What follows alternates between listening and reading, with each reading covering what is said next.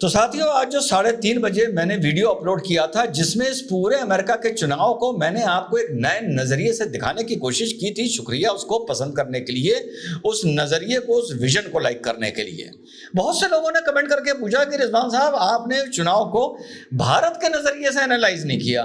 मोदी जी के मित्र हैं, मोदी जी के करीबी हैं, इस नजरिए से आपने एनालाइज नहीं किया। यार, मैं इतनी बड़ी बड़ी फॉरेन पॉलिसियों को इस तरीके से एनालाइज नहीं करता हूं, यही तो मेरी प्रॉब्लम है। तो चलो, अब बोल ही दिया है आपने, जब इस विक्ट्री को भारत के मोदी जी के सरकार के नजरिए से एनालाइज करिए, तो मैं एक और नए तरीके से इसको आपको एनालाइज करके बताऊंगा, भाजपा के नजरिए से और साथियों आपके नजरिए से। ये भी एक नया तरीका होगा एनालाइज करने का, जैसा आज के पहले वाले वीडियो में था। तो पूरा वीडियो देखिएगा और बताइएगा कि हम दोस्ती, प्यार, मोहब्बत पर ज्यादा ध्यान दें या अमेरिका के आते हुए नतीजों से कुछ सीख लें। बताइएगा जरूर।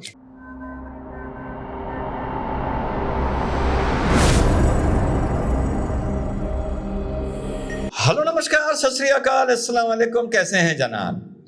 तो साहब, योगी जी एक बयान को लेकर बहुत चर्चा में हैं। 2-2.5 महीने पहले अगस्त में उन्होंने ये बयान दिया था, जब बांग्लादेश में होने वाले हिंदुओं के हमलों पर वो बात कर रहे थे। उसके बाद हिंदुओं पर, मंदिरों पर हमले की कहानी, रिवायत जारी रही और ये हमले कनाडा में भी हुए। तो योगी जी ने जो बयान दिया था कि बटोगे तो कटोगे, और इस पर मैंने वीडियो में बनाया था, ये बिल्कुल एक पोस्टर वॉर की तरह बन के उभर रहा है महाराष्ट्र और झारखंड के चुनाव में। अब योगी जी एक बयान दे रहे थे, एक स्पीच दे रहे थे, पॉलिटिकल रैली झारखंड में। बटोगे तो कटोगे के बाद योगी जी ने एक और बयान दिया है। उस बयान को, जो आप लोगों की मुझसे आज ख्वाहिश थी कि अमेरिका के चुनाव से आप भारत के लिए कैसे इसको जोड़ के देखते हैं, तो इस बयान को मैं अमेरिका के चुनाव से देखूंगा, फिर आप लोगों को इसका निचोड़ निकाल के दूंगा। तो पहले सुनते हैं योगी जी का बेबाक बयान। सुनिए। अयोध्या में राम मंदिर का विवाद जब न्यायालय में था, तब ये पत्थरबाज कहते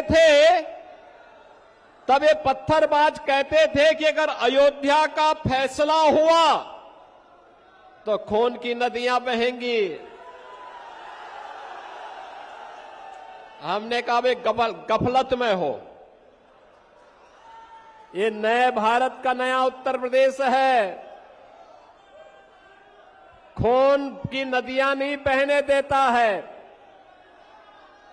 जो निर्दोष नागरिकों को, निर्दोष हिंदुओं को छेड़ता है, उसको छोड़ता नहीं है। 4 करोड़ लोग कांवड़ यात्रा में भाग लेते हैं, 4 करोड़ लोग।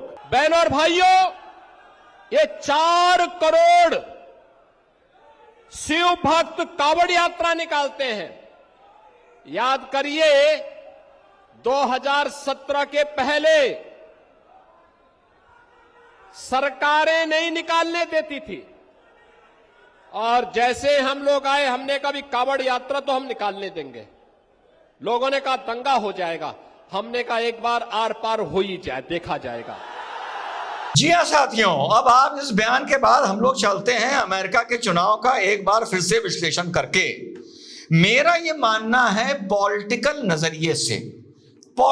नजरिए से अगर इजराइल की इस लड़ाई में जो हमास और ईरान के खिलाफ हो रही है, अगर डेमोक्रेट्स एक स्टैंड ले लेते कि इसमें सीज फायर होना चाहिए और सीज फायर करा कर दिखा देते।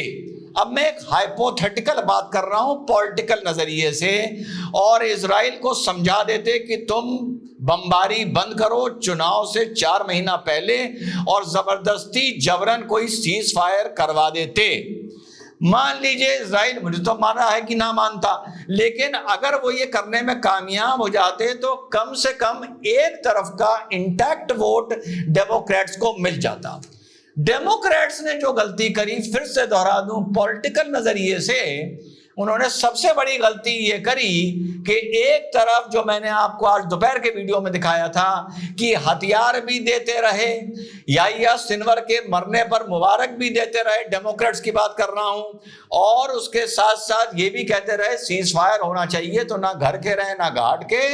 अरब मुस्लिम वोट्स का जो भी इनको वोट परसेंट बढ़ता था वो भी गिर गया, और बहुत सा, जैसा मैंने आपको एविडेंस में दिखाया था, बहुत से अरब मुस्लिम, इंडियन मुस्लिम, पाकिस्तानी मुस्लिम, बांग्लादेशी मुस्लिम जितने भी वोट डालने ही नहीं गए। लेकिन ट्रंप की जो नीति थी वो बिल्कुल साफ थी।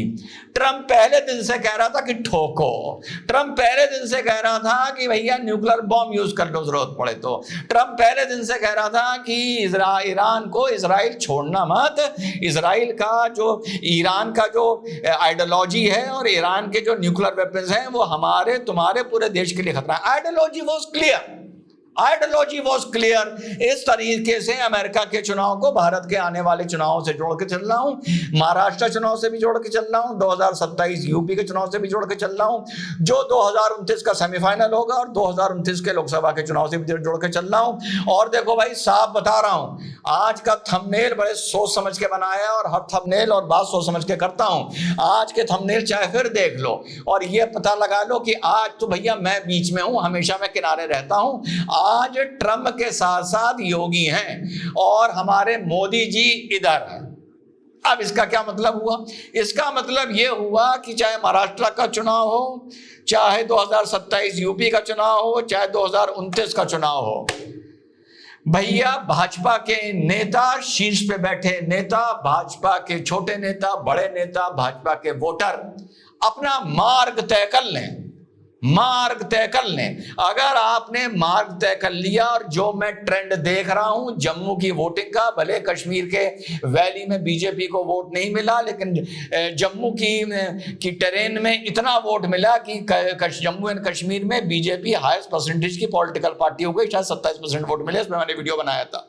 और चाहे मैं हरियाणा का ट्रेंड देख रहा हूं, और जो मैंने 2024 के लोकसभा का ट्रेंड देखा था उसमें मैंने यही देखा था, अभी भी ये मेरी स्टडी चल रही है, अभी भी एक हाइपोथेसिस है। मैं महाराष्ट्र के चुनाव का वेट कर रहा हूं कि बहुत सा वोटर नाराजगी में जाकर किसी और को, 2-3 स्टेट्स में, जैसे इनमें एक महाराष्ट्र, एक बंगाल, एक उत्तर प्रदेश, यहां पर जाकर, और राजस्थान, यहां पर जाकर किसी और को वोट डाल आया जो भाजपा को वोट डालना चाहता था, या वो वोट डालने नहीं गया। इसके चलते जो भाजपा 241 पर पहुंची और उसने मोदी जी को थोड़ा हैरान, परेशान और हताश पाया, उसको ये बात बुरी लगी और वो अब जम्मू रीजन में और उसने हरियाणा में खुल के निकल के वोट डाला है। इसमें मैं पहले वोट चुनाव बता चुका हूं। तीसरा चुनाव महाराष्ट्र का मैं देख रहा हूं, अगर तीनों जगह ये बात फिट हो गई तो मैं कहूंगा कि मेरी हाइपोथेसिस नहीं, वो थीसिस थी, जो मेरी सोच थी वो सही थी। लेकिन इसके लिए आपको अपनी 2027 की, 2029 की नीति साफ करनी पड़ेगी। लेकिन भाजपा को और भाजपा के शीर्ष पे बैठे नेताओं को कमजोर या कंफ्यूज होने की या दो तरफा चलने की जरूरत नहीं है। राजनीतिक नजरिए से बात कर रहा हूं, इसका मतलब ये नहीं तुम किसी को दबा दो, किसी को उड़ा दो, ये नहीं। लेकिन अपनी आइडियोलॉजी, अपने वोटर्स का ध्यान करिए। अगर आपके 540 सांसद हैं तो भैया 500 सीटें जीतने की ना सोचिए। कुछ सीटें भूल जाइए, कुछ क्षेत्र भूल जाइए, कुछ लोग भूल जाइए और मन बना लीजिए भाजपा 2029 में फिर से बड़ी नपी तुली बात कर रहा हूं कि 300 पहुंचना है भाजपा को। 272 से सिर्फ 28 सीट ज्यादा, 300, 290 और 300 भी चलेगा, बड़ा प्रैक्टिकल आदमी हूं। लेकिन आप चिन्हित कर लीजिए कि आप कौन सी 350 सीटों को टारगेट करेंगे और कितने % वोटर, किस किस्म के वोटरों को टारगेट करेंगे। आपकी मेन गैलरी कौन है। ज्ञानी बनने के चक्कर में और बहुत ही विस्तारवादी और उदारवादी बनने के चक्कर में प्रभु 2029 में ये कोशिश ना करना कि इसका भी मिल जाए, उसका भी मिल जाए, भाई तेरा भी मिल जाए, भाई उसका भी मिल जाए। हम एक इतिहास बना लें और हमारी 540 में से 400 सीटें, 450 सीटें आ जाएं। 290, 300 सीटों को टारगेट करो, वोटरों को चिन्हित करो। वोटर तुमसे विकास के साथ क्या सुनना चाह रहा है, तुमसे उसकी क्या अपेक्षा है, उस अपेक्षा की उपेक्षा ना करो। उसमें कि वो भी दे देगा, वो भी दे देगा, वो भी दे देगा। उंगलियों पे बता दूं कौन तुम्हें नहीं देगा, और उंगलियों पे बता दूं तुम्हें कौन देगा। जब मैं बता सकता हूं तो यार तुमको तो पता होगा। ट्रंप की जीत से बस इतना ही सीखो, जो रुझान जम्मू का चुनाव देखते हुए और हरियाणा का चुनाव देखते हुए तुम्हारी तरफ हवा चलनी फिर से शुरू हुई है, इस हवा के बिना मतलब इसमें कोई अवरोध ना पैदा कर देना। और महाराष्ट्र के चुनाव भी, मैं पूरा महाराष्ट्र का चुनाव नहीं देख रहा हूं, मैं महाराष्ट्र के चुनाव में 27 के हिसाब से और 29 के हिसाब से मैं सिर्फ वो 75 सीटें फॉलो कर रहा हूं महाराष्ट्र की, जहां पर कांग्रेस और बीजेपी की डायरेक्ट टक्कर है। कोई महाराष्ट्र जीते हारे वो एक अलग सब्जेक्ट है, इंपॉर्टेंट है पर अलग है। पर उससे ज्यादा मेरा एज अ पॉलिटिकल एनालिस्ट 27 और 29 का चुनाव देखते हुए यह बहुत जरूरी है कि उन 75 सीटों पर जहां कांग्रेस और बीजेपी की डायरेक्ट भिड़ंत है, वहां पर बीजेपी कैसा परफॉर्म जाकर वहां पर करती है। तो कुल मिला के मेरा यही निचोड़ है इस पूरी विक्ट्री का। वो मोदी जी के करीबी हैं, अब भारत का ये फायदा हो जाएगा। यार ये इंटरनेशनल पॉलिटिक्स डिप्लोमेसी है। ट्रंप के रिश्ते चाइना से कितने होंगे ये डिपेंड करता है भारत का रिलेशन अमेरिका से। ट्रंप के रिश्ते रशिया से और चाइना से कितने अच्छे होंगे, कितने खराब होंगे, ये भारत की पोजीशन तय करेगी।